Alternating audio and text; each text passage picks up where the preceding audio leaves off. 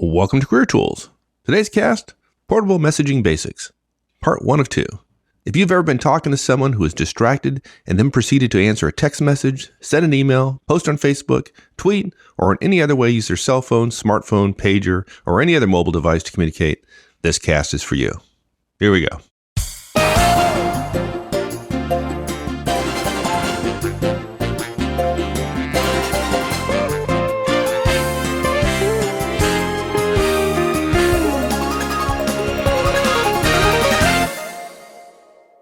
Have you ever been in a conversation with somebody, and it seems like a pretty good conversation, right? Then all of a sudden something happens. This happens to me all the time. Great conversation, person's phone or their iPhone or their BlackBerry, or they get a text message or something like that, and they immediately reach down to their pocket, pull it up, and look at it, and I feel like the conversation just went completely south.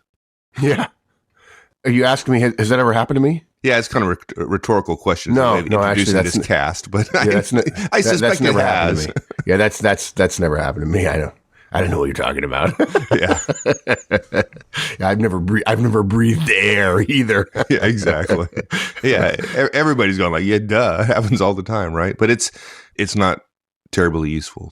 So let's talk about what we can do, right, to kind of try to put it into this, at least from control of our own actions. I think what we should do is make the show notes for this cast available to everybody for free. Ask them to print it out, carry it around with them, roll it up. Whenever anybody does it, hit them over the head with it. There you go. and say, don't do that. That's perfect, not nice. Perfect. I like that idea. Career Tools is punishment device. There you go. Yeah, we'll have it printed on 1/4-inch concrete. Yeah. So some simple guidance for using mobile phones and messaging devices.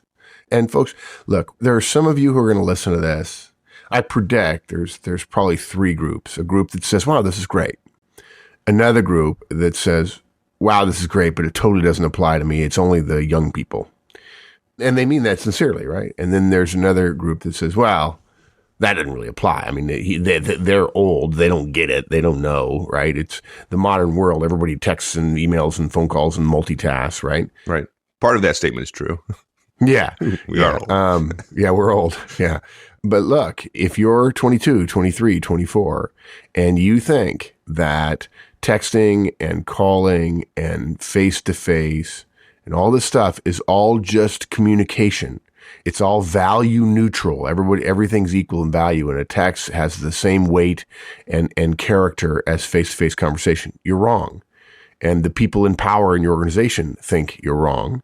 And unfortunately, our rules of etiquette and comportment and professionalism haven't yet caught up with the profusion of digital devices. And Mike and I are not old-fashioned in the sense of using gadgets and so on. We have iPhones. We text. I never thought I would text as much as I do, but I text all the time. You know, we get hundreds of emails a day, and we're voicemail. Clearly, this is a web-based business, and yet we know both how to do it, and we've seen the look on executive faces when someone doesn't follow the protocol and thinks everything is the same, and they can simply wander away from a conversation face to face because they've got a text they have to answer, right? So we've got 5 recommendations. First, number 1, shockingly, put your device away when you are addressed by someone face to face. Number 2, don't touch your device in any way, shape, or form when you are conversing with someone face to face. Number 3, there are rare, and we do mean rare, instances where urgency might trump that recommendation, but it's not as often as you think. Number 4, ask to be excused if you're going to do this. And number 5, when it comes to you interrupting somebody else, when they're texting or emailing, whatever, do so, interrupt them politely. That's it. Okay, so you need to clarify for me a little bit. What do you mean put your device away when you're addressed? Are you saying that if I'm sitting there and I'm having a text conversation with somebody, right? We're texting back and forth. I got something going on. And somebody walks up to me and starts a conversation. Are you saying, finish up my text message and then, let the person talk to me, right? No, actually, what I mean is that you look at the person who's interrupted you and say, put your device away. I'm busy. That device on your face that's emitting sound, please put it away. No, you're right. You're the perfect straight man, sir. We mean it. When somebody comes up to you, when you're texting or emailing or entering text of any type, even if you're in the middle of a mail, put your device away. Stop what you're doing. Step away from the phone, so to speak. Focus on the person who has interrupted you, even if they haven't done so politely, and acknowledge them. Okay? Regardless of their rank in your company, regardless of their role, whether they're a boss or a subordinate or a peer or whatever, regardless of the rank or the role of the person or persons or friend or group or followers or tweeps or whatever that you are sending text communications to, stop what you're doing mid-word, mid-typing, mid-thumb typing, mid-mail, mid-tweet, and put your device away. So by putting it away, you mean I can hold it in my hand, put it at my side, right? So that when we're done with this conversation, I'm immediately able to get back to what I was doing, right? Yeah, you can flex your bicep and your phone will immediately come back to the exact focal distance that your eyes are perfectly focused on, right? Which is 10 inches or whatever it is. No, by away, I mean, we really do mean away. And this is, I'll tell you, I bet you we've lost 20% of our listeners right now. They're like, these guys are nuts. Okay? Probably. Yeah. By away, we mean in a pocket, out of your hands, and or out of eye contact. Okay. If you don't have a pocket, that's fine. Hold your device in one hand, put your hand at your side, and don't fiddle with it. Impossible. Yeah. And look, both Mike and I, we've caught ourselves, right? Oh, yeah. Right? Yeah, it's not like this stuff comes naturally to it's particularly to me. I'll just speak for myself. I mean, just like a lot of effective behaviors that we talk about on this cast and on our Manager Tools cast, I've got to think about it, right? I've got to catch myself doing something wrong or ineffective and say, no, that's ineffective. I'm going to do something. I need to do something different than my natural inclination. Right? And exactly. This is one of those. I'm a geek. I'm a gadget guy. So yeah, I don't do this naturally. Yeah. And here's our defense to those people who have already almost tuned us out. If your CEO were listening to this cast, she would say, thank you, thank you, thank you. Finally, what CEOs tell me privately is, I can't afford to tell some analyst, some associate, some senior associate, some manager 7 layers down in the organization. I can't scold them for texting, but they do it. If I were to scold them, they would think, oh my God, the world is over. The CEO just gave me negative feedback and sharp feedback at that. And believe me, if your CEO does that and he is 7 layers above you, 5 layers between you are going to come down and say, what the hell were you doing? Right. It's the CEO. What the heck are you doing? Yeah. That's a great point. Because if somebody were thinking right now that, well, nobody's ever said anything to me about this. Oh, yes. And then assume that because they haven't said anything, they're not thinking anything negatively. Yeah. That would be wrong. Yeah. In fact, no kidding, true story, walked out of a strategy meeting with a EVP, right? He probably runs a $400 million book of business for a major consulting firm. EVP walks out of the meeting. And of course, the conversation as we walk to get a bagel at 10 o'clock in the morning is around not the hour and a half we just finished talking about investment. Actually, I think we're talking about threats. We were doing a strengths, weaknesses, opportunities, and threats thing, a SWOT exercise. And I think we had just finished talking about threats. And I knew immediately what he was going to talk to me about as we started walking at the same time toward the bagel thing, which was he turned to me and said, "Do you believe that guy?" And what he was talking about was some relatively junior guy, clearly needed to be at the table, smart guy, very important client business, managing client business. But, the CEO asked him a question directly shortly after his presentation, and he looked up from his BlackBerry with his thumbs still on the BlackBerry. And actually, the way he looked up was he didn't move his face. He just kind of lifted his chin barely and looked at the CEO with his eyes, and then quickly looked back at his BlackBerry. And you could see the CEO like, "Are you freaking kidding me here? Do you work for me? Now look, there are also people who are listening going, well, the CEO needs to grow up and, he needs to become more modern and so on. Yeah, you can say that. Feel free to say that to her face, right? Right. That's not how it works. And I would also argue it's not because they're old, folks. It's not.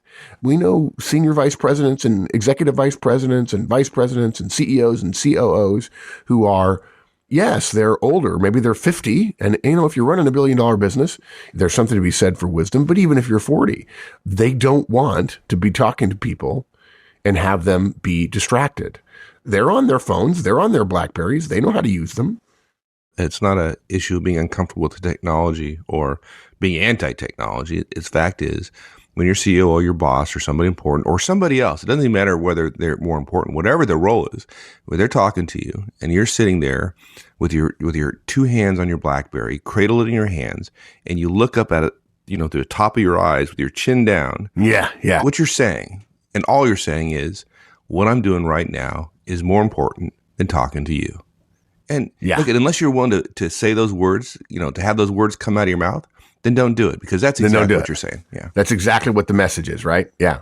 Yeah. So do not nod your head and say, go ahead, I'll just finish up here. Right. I mean, that's what people do. It's become the behavioral, the gestural vernacular of this situation, which is, I'm going to keep texting, go ahead.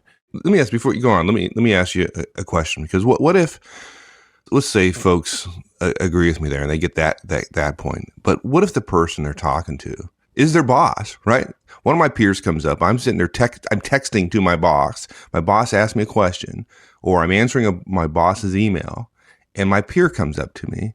In that case, isn't it appropriate for me to deal with my boss? Because he, in fact, is my boss. Right. This is the whole thing of, I'm making decisions on the fly about the level of complexity and importance of the various conversations I'm having, right? That's essentially the mindset. If we conceptualize this, that's what you're saying. Yeah. Okay. I'm going to touch on the concept, and then I'm going to address the pushback that we get. And we get this pushback a lot when we're coaching executives on behaviors around effectiveness, particularly when we're told this person doesn't have a strong network, they're not able to get their initiatives through and so on. And we sometimes see this kind of overly connected, but yet personally disconnected behavior. Okay. So when I aggregate it up, what the person often says, particularly if they're very eloquent or if they're very analytical, what they say is, well, you have to understand, in every one of these conversations, I'm making a value judgment about the role of the person I'm talking to, the value of the piece of business we're talking about, what we're talking about, and I'm considering that relative to the interruption. It's all happening on the fly. Okay. Now, I have two thoughts about this. One, when people tell us that, there is a mindset that I've learned about that kind of surprised me, but I don't argue with reality anymore. I try not to anyway. That person really enjoys that kind of complex value-based decision-making. It makes them feel, and this is me, this is Horseman here, it makes them feel like an executive, that they're having to be this kind of person who's juggling complex, conflicting priorities. It's almost as if they feel like they're in a movie where the movies dramatize important people, looking at all kinds of different factors and criteria and juggling things and being very impressive about all of their abilities to get things done and to make the right judgment calls and so on. TV and movies tend to over-dramatize that. Okay. Yeah, in my mind, it's much simpler than that. Folks are just being lazy. They're letting the urgent get in the way of the important. Yeah, I agree. I totally agree. That's my take. But I think when I've talked to managers and executives that we've coached on this, that's what I hear back. I hear this kind of formal complexity handling, simplifying the world kind of, I love this decision-making stuff, and they're applying it to a text about who's going to what meeting relative to an interruption about what do you think about version 3 of this particular proposal, which is a little bit of overkill. But I think that's just justification. That's just Yeah, a better way of explaining my poor behavior than saying I got overcome by the urgent. Okay, yeah. And so, and look, we bring that up because we know we're speaking to a fairly healthy sum of folks out there. But there's another piece I want to mention here, which is, and you touched on it, which is the idea that an electronic conversation is to be compared to a face-to-face conversation, and there is no qualitative advantage given to the face-to-face conversation, is proof that all of that analysis is fundamentally wrong.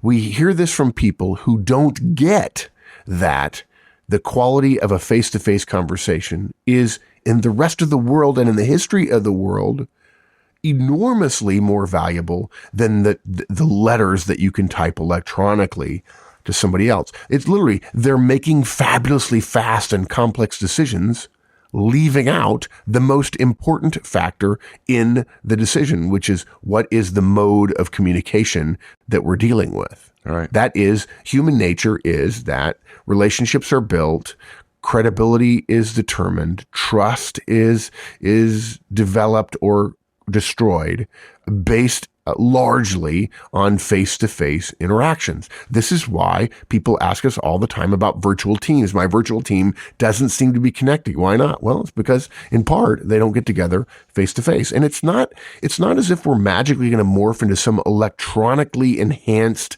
being. You're human. You breathe air. You need water. You need food. You need clothing. You need shelter. Right? The digits, the electronica in your hand don't need those things, and you're not the thing in your hand. You're you. Right. I think this probably doesn't make a lot of sense to folks unless they understand and believe, as we do, absolutely, that your career, and we're talking about folks' careers here, your career to some extent will be certainly a factor of how intelligent you are and how hardworking you are. Yes, and certainly. And absolutely on the results you produce. You can't think about all that and sacrifice relationships. That relationships are critically important. And I'd say that most technical folks, it's a generalization here, of course, most technical folks downplay the importance of relationships, the relative importance of relationships to their career. And they think they can simply succeed based upon hard work and being smart. And so it doesn't matter how intelligent you are on that email you're texting to somebody while you're in front of somebody else who wants to have a relationship with you. Yeah, exactly. Right? Yeah. So look, we just took a really big tangent, and I always feel bad because I know people want to get the key points. So I'm going to press on here. I think this is the first time this has ever happened in a cast. But look, let me be brief in addressing. I'm going to, after having talked about these two tangents here, right? Let me be brief about the comment that you made where the person says, my God, what if I'm texting the boss and he's in a meeting and the person interrupting me is my peer? He's wondering where the copier is or something like that. Here's my brief answer. It's a total load of crap, folks. Okay. Everybody who pushes back on our guidance about this stuff says that what they're doing is so important and or so urgent, they can't imagine stopping mid-text or mid-mail. Or they say, look, I've got so much mail. I've got so many texts. I've got to action it now and be done with it, or else it'll overwhelm me. Okay. It's crap. Okay. And I'll tell you how we know that. A couple of years ago, we started asking people for proof.